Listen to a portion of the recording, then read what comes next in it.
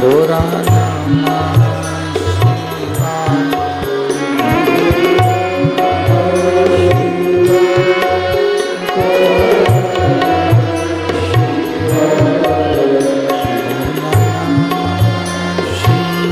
शिवाय। गोरा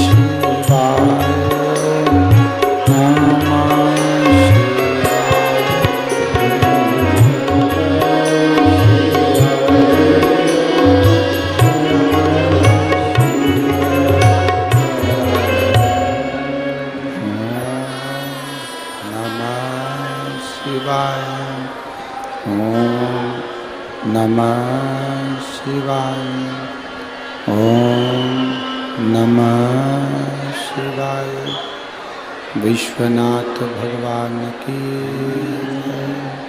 महाकालेश्वर भगवान की, ओमकारेश्वर भगवान की, बड़े महादेव भगवान की, कुबेरेश्वर महादेव की। हर हर महादेव, हर हर महादेव, हर हर महादेव। हर काशी विश्वनाथ, वो वरदानी त्रिकालदर्शी कैलाशी अविनाशी भगवान शिव, जो संपूर्ण विश्व का कल्याण करने वाले हैं, संपूर्ण जगत का उद्धार करने वाले हैं, ऐसे देवादिदेव महादेव भगवान शंकर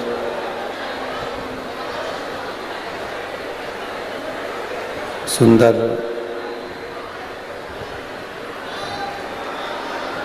जलगांव की पवित्र भूमि, जहाँ संत साधु सन्यासी तपस्वी उपासक, साधु संत तपस्वी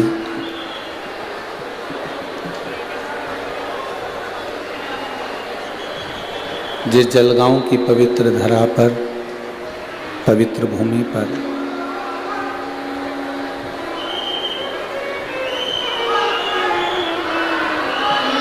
सत्संग करते रहे हैं, अविरल भक्ति को धारण करते रहे हैं। बाहर की आवाज खोलो, अंदर की जगह, अंदर चोंगे जैसी आवाज आ रही है। सत्संग की ये पवित्र धरा, पवित्र भूमि, जहाँ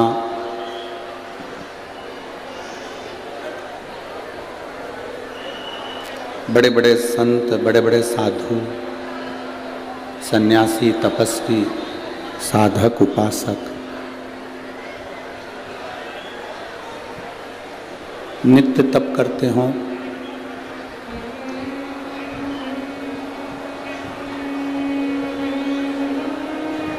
मुक्ताबाई भी जिस पवित्र भूमि पर भगवान की भक्ति करती हों, पांडुरंगा, हरि विठ्ठल जिस पवित्र भूमि पर नित्य प्रति कृपा दृष्टि बनाकर रखते हों, ऐसी पवित्र भूमि जलगांव की, जहाँ श्री बड़े जटाधारी महादेव मंदिर, बड़नगरी फाटा, जलगांव कि इस पवित्र भूमि पर बैठकर आप और हम शिव महापुराण की पवित्र कथा श्रवण कर रहे हैं।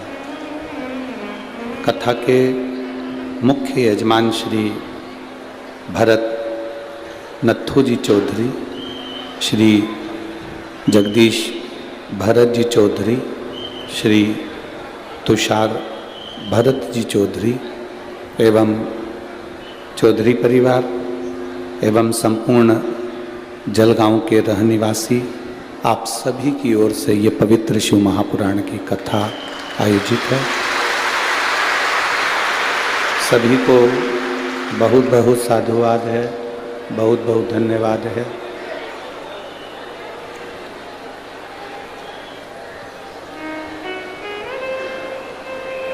भगवान शंकर की कथा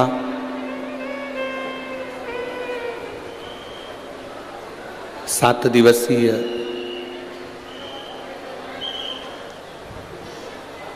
कोई साधारण सी कथा नहीं है।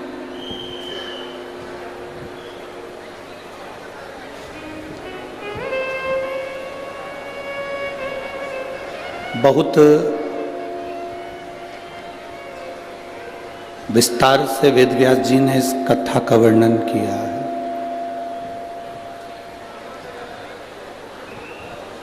इस कथा को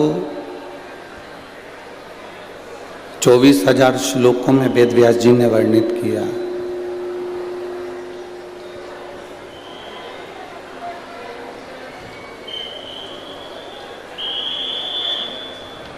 अब इस कथा का विस्तार तो वेदव्यास जी ने कर दिया, कथा का विस्तार तो वेदव्यास जी कर दिए।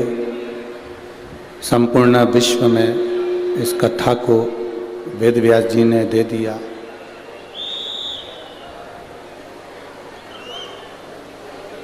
संत का जो काम होता है, एक गुरु का जो काम होता है,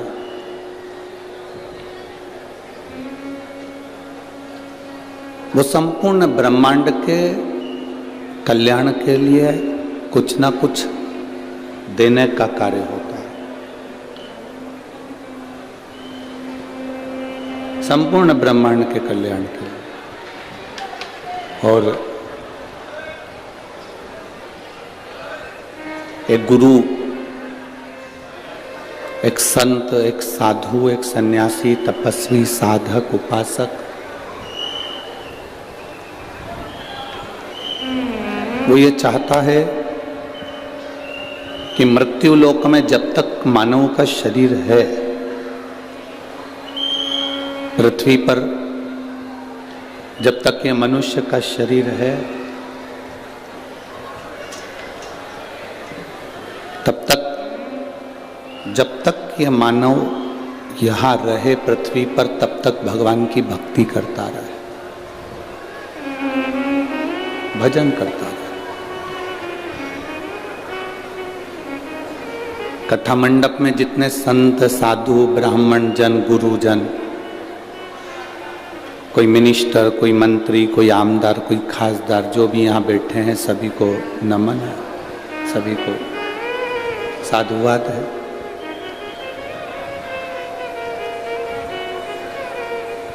जैसे संत का एक उद्देश्य होता है, साधु का एक उद्देश्य होता है, गुरुजन का एक उद्देश्य होता है, संत साधु का एक उद्देश्य होता है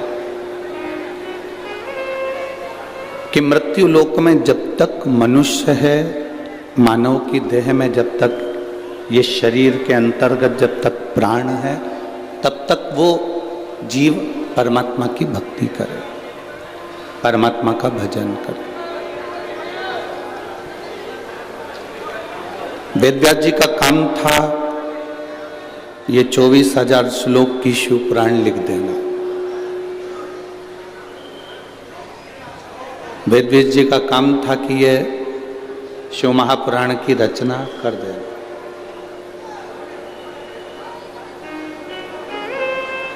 अब उनका काम था कि इसकी रचना कर देना। आपका काम है कि शिव महापुराण की जो रचना वेदव्यास जी ने करी है, शिव पुराण की रचना जो वेदव्यास जी महाराज करे हैं, उस रचना को, उस पुराण को अपने भीतर उतारना।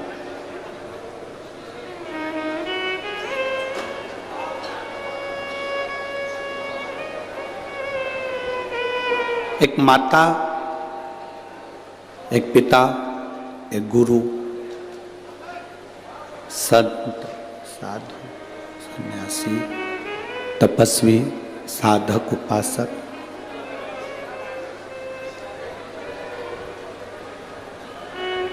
आजकल बहुत सारी गाड़ियां आ रही हैं जिनमें क्लच नहीं है।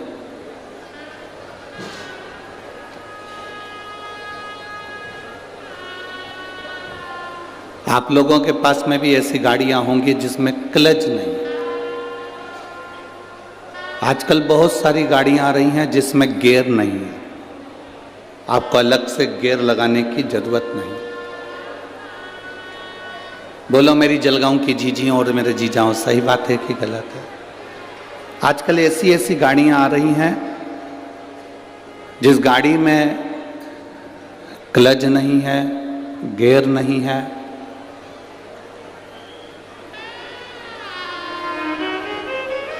दुनिया की कितनी भी गाड़ी बना लेना, भले गाड़ी में से क्लच हटा सकते हो, गाड़ी में से गियर हटा सकते हो, पर दुनिया में कोई ऐसी गाड़ी कभी नहीं बन सकती जिसका ब्रेक हटा दिया जाए।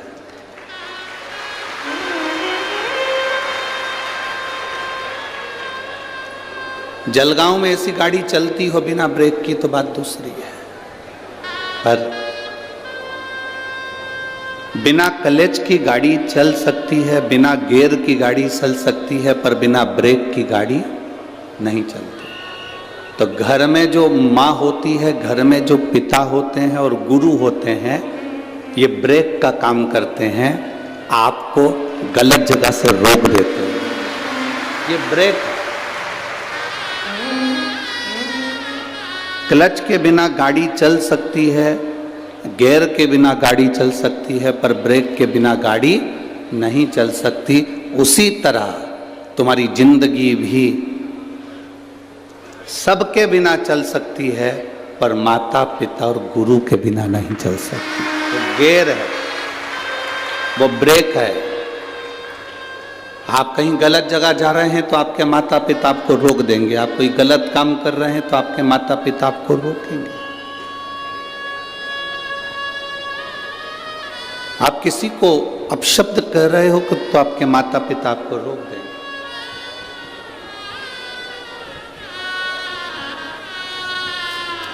ये ब्रेक है।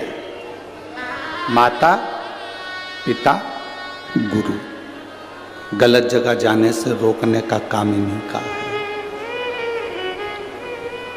आप जब किसी गलत जगह पर प्रवेश करते हैं, आप किसी गलत चीज में डूबते हैं, तो माता पिता उसको रोकने का प्रयास करते हैं। दुनिया का कोई माता पिता ऐसा नहीं है जो अपने बच्चे को कहता होगा कि दारू का नशा करो। दुनिया का कोई माता पिता ऐसा नहीं है जो अपने बच्चे से कहता होगा कि मदिरा का पियो। दुनिया का कोई एक माता पिता या गुरु ऐसा नहीं होगा जो अपने बच्चे से कहेगा कि तुम नशे में डूब जाओ। वो रोकेंगे। आप गलत जगह जाओगे, रोकेंगे। आप गलत जगह पर जाने का प्रयास करोगे, वो रोकेंगे। वो रोक। हमारा बच्चा, हमारा बेटा, हमारी बेटी कहीं गलत जगह ना जाए। गाड़ी में जैसे ब्रेक की बड़ी भूमिका होती है, गाड़ी में ब्रेक की बड़ी भूमिका होती है, उसी तरह हमारे जीवन में हमारे माता पिता, गुरु और शिव पुराण की बड़ी भूमिका होती है। बहुत भूमिका।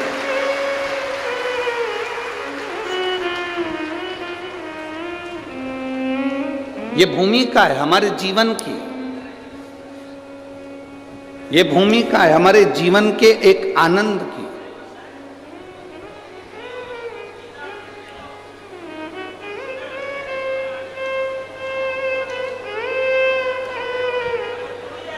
आप सबसे निवेदन है, अभी अभी ददरुआ धाम में कथा हुई, भिंड जिले में, मध्य प्रदेश के अंतर्गत भिंड जिले के अंतर्गत कथा हुई है महाराज। तब हमने वर्णन किया था, आप लोगों ने अगर कथा सुनी होगी तो आपके स्मरण में होगी। डिले कम करके आशीष प्रेशर बढ़वाओ, प्रेशर। आप लोगों ने कथा में श्रवण किया होगा कि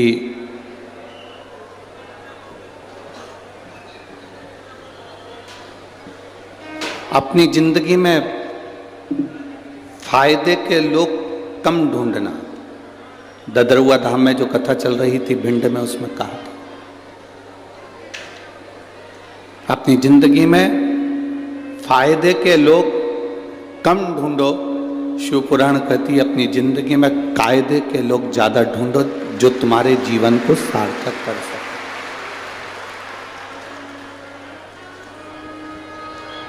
जो तुम्हारे जीवन में कुछ अच्छा कर सके, तुम्हारे जीवन को कुछ अच्छा दे सके, तुम्हारे जीवन को कुछ अच्छे लक्ष्य तक पहुंचा सके।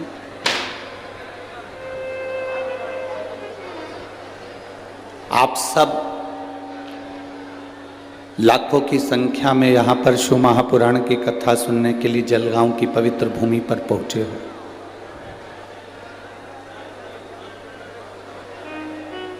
और जलगांव की इस पवित्र भूमि पर यदि आप कथा श्रवण करने के लिए पहुंचे हो, कथा सुनने के लिए पहुंचे हो, तो बड़े जटाधारी महादेव से प्रार्थना करना, भगवान शिव से विनती करना, भगवान शंकर से प्रार्थना करना कि जिस कथा को आप श्रवण करने के लिए पहुंचे हो, देवादिदेव महादेव आपकी झोली खुशियों से भरकर यहाँ से भेजे और आप भगवान की भक्ति पाकर जाएं।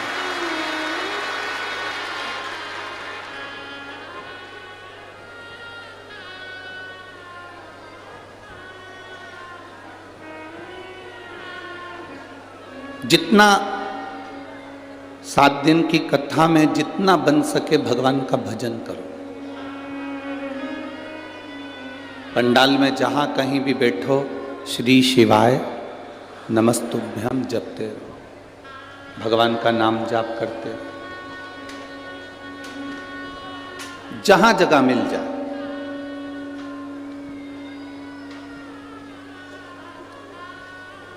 हम जानते हैं धूप भी लग रही होगी बाहर पंडाल में बैठने की, तो कोई जगह यहाँ पूरे ग्राउंड में दिख नहीं रही है, पर आप लोग जहाँ बैठे हो वहाँ बैठकर भगवान की कथा को सुन रहे हो। भगवान की कथा को सुनकर उसको अपने दिल में उतारने का प्रयास करना, भगवान की विरल भक्ति को अपने हृदय में उतारने का प्रयास करना। जहाँ बैठो वहाँ बैठकर। अब कई लोग कहते हैं गुरुजी हमें आगे बैठने की जगह नहीं मिलती, कोई कहता है हमें वहाँ बैठने की जगह नहीं मिलती। हम एक बात आप लोगों से कहना चाहते हैं, 10,000 रुपये महीना कमाने वाला व्यक्ति और 10 लाख रुपए महीना कमाने वाला व्यक्ति, दोनों में चैन की नींद कौन सोता है? आप बताओ जरा।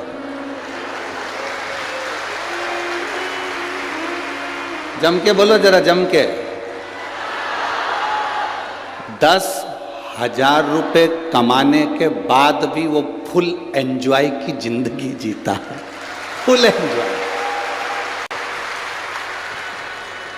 क्या किसको रोइए, चादर तान के सोइए। और 10 लाख रुपए महीना कमाने वाला बीपी और शुगर की गोली खाकर, नींद की गोली खाकर फिर सोता है कि नींद आ जाए। तो तुम इस अंदाजे में मत रहना कि अपन आगे बैठेंगे तो ज्यादा सुख मिलेगा। हो ये अंदाजा छोड़ दो। तुम जहां बैठे हो ना, उसके बराबर कहीं सुख नहीं है। जहां बैठे हो, कम से कम इतनी जगह तो तुम्हारे पास में होगी कि तुम पांव लंबा कर लो 2-4 बार, कमर वमर सीधी कर लो, इतना तो तुम्हारे पास में होगा।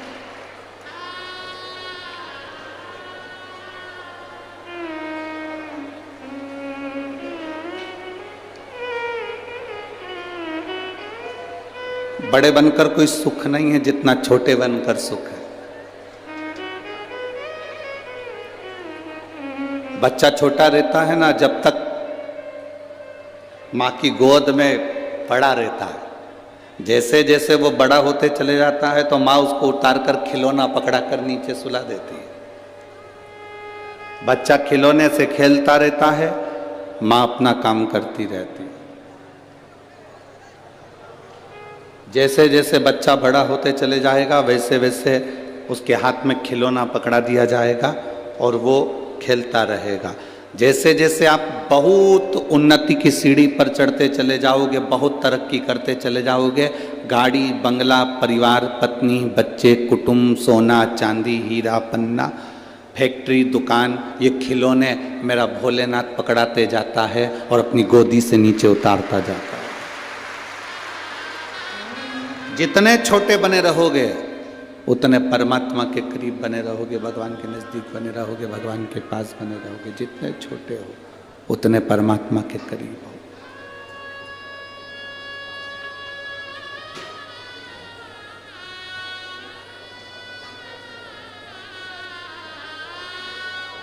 जितने छोटे। आज कोई बता रहा था, गुरुजी पंडाल में कथा सुनने के लिए बाहर के लोग कम आए हैं, जलगांव के लोग ज्यादा हैं। तो हमने कहा जलगांव वाले तो रोज अपने घर चले जाएंगे। नहीं गुरुजी, वो तो बोरिया बिस्तर लेकर आए। हमने कई लोगों से पूछा कि तुम तो जलगांव में रहते हो, रेलवे स्टेशन के पास रहते हो, वहाँ रहते हो वहाँ रहते हो, तो तुम अपने घर क्यों नहीं जा रहे? कि ट्रैफिक में फंसने तो अच्छा है कि कथा में 7 दिन की कथा सुन ले, कौन आए कौन जाए, दूर गाड़ी रोक दी, पैदल चलना पड़ जाए। इसलिए अपन तो अलमस्त होकर बहू से कह दिया, बच्चों से कह दिया, जब आओ तो हमारे लिए कुछ लेकर आ जाना, हम तुम्हें मिल जाएं तो हमें दे जाना, ना मिले तो पड़ोसन को खिला जाना। आ जाना हो, मौका मिला है जलगांव वासियों को। एक बार चौधरी परिवार के लिए जोरदार ताली। महादेव की करुणा हो गई तो ये कथा जलगांव में हो गई। ये प्रभु कृपा से।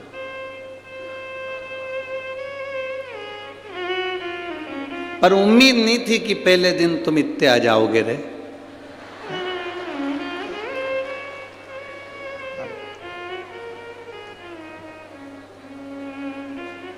पर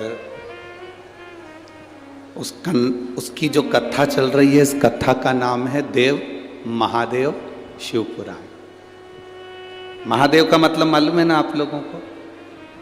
जम के तो बोलो जरा। ठीक है,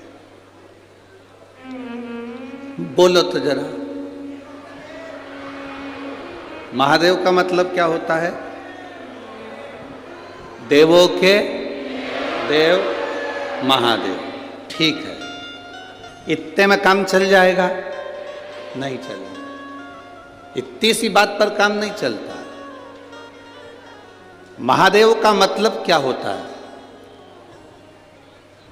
जो मांगने पर दे वो देव कहलाता है, जो बिना मांगे दे दे वो महादेव कहलाता है। बिना मांगे अड़भंगा। तुम गए, एक लोटा जल चढ़ाया, मांगा नहीं तो भी दे दिया। तो माता सती को लेकर कुंभज ऋषि के आश्रम पर भगवान शंकर अपनी धर्म पत्नी माता सती को लेकर कुंभज बाबा के आश्रम में शिव पुराण की कथा अर्थात भगवत चर्चा करने के लिए गए। भगवत चर्चा करने के लिए, कथा सुनने के लिए कुंभज बाबा के आश्रम में गए।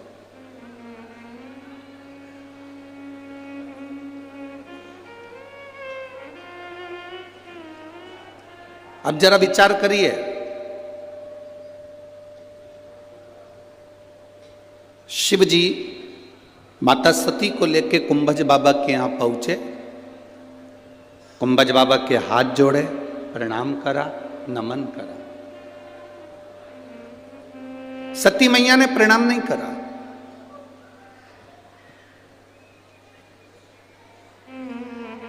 माता सती प्रणाम नहीं करी है कुंभज ऋषि को, अगस्त ऋषि को प्रणाम नहीं करी।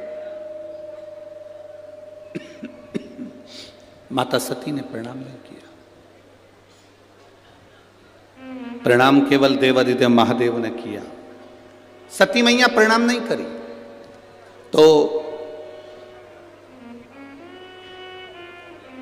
भोलेनाथ जी ने कहा कि सती प्रणाम करो, ये कुंभज ऋषि हैं, अगस्त ऋषि हैं, इनको प्रणाम करो, इनको नमन करो। सती मैया प्रणाम नहीं कर रही। सती माता प्रणाम करे, कुंभज ऋषि को देवाधिदेव महादेव प्रणाम करें। कुंभज ऋषि अपनी जगह से खड़े होकर सती मैया को और महादेव को प्रणाम कर रहे हैं। सती मैया को भी कुंभज ऋषि ने प्रणाम किया और महादेव को भी कुंभज ऋषि ने प्रणाम किया, अगस्त बाबा ने प्रणाम किया। तब सती मैया के मन में अहंकार आ गया, थोड़ा सा अहंकार, कि ये ऋषि होकर, संत होकर, साधु होकर, गुरुजन होकर मुझे प्रणाम कर रहे, ये ऋषि होकर मुझे प्रणाम कर रहे, ये अभिमान सती मैया के हृदय में समाहित हुआ।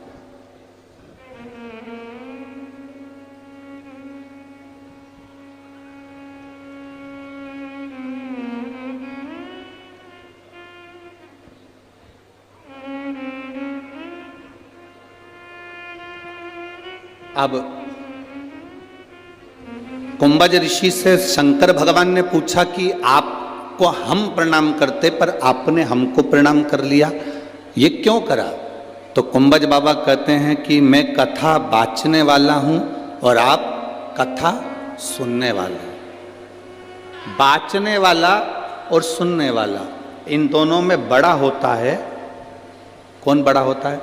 कथा बाचने वाला बड़ा है कि सुनने वाला बड़ा है? कथा बाचने वाला कभी बड़ा नहीं होता, बड़ा होता है कथा सुनने वाला।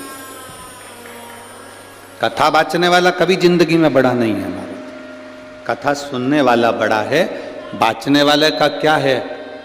व्यासपीठ पर आएगा, 3 घंटा बाचेगा, बोलेंगे, समझाएंगे, चले जाएंगे। पर श्रोता, सुनने वाला बड़ा होता है। अपना घर, परिवार, कुटुंब सब छोड़कर,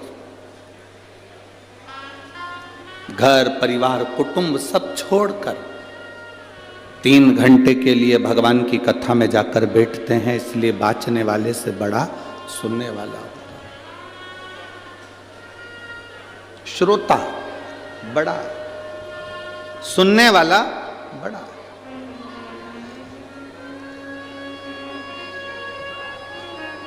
अब सुनने वाले को क्या चाहिए कि उसका चित्त, उसकी वृत्ति, उसका मन भगवान में लग रहा है कि नहीं लग रहा। हम कई लोगों से कहते हैं कि आप बहुत दूर दूर से आए हो, 100-100, 50-50, 500-500, 200 रुपये खर्च कर कर ऑटो में किराया लगाकर आप यहाँ पहुँचे हो। एक 2 रुपये का पानी का पाउच, 5 रुपये का बिस्कुट, 10 रुपये का कुरकुरा, 10 रुपये की पानी की बोतल के चक्कर